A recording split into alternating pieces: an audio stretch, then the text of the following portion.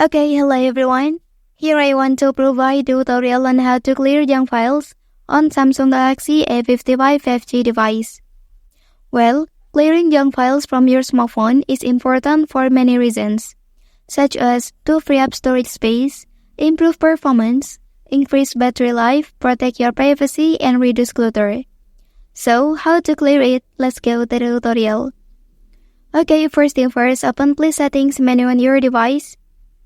Well, after that, scroll down and select Device Care option.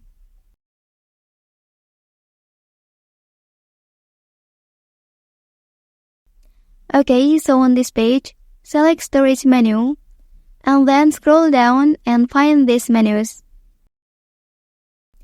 Okay, so here you can clear the junk files on each of the options below. As you can see, here I have a recycle bin with the junk files inside, so let's clear it. Okay, now simply click Edit here, and then select all of the items and tap on Delete All option.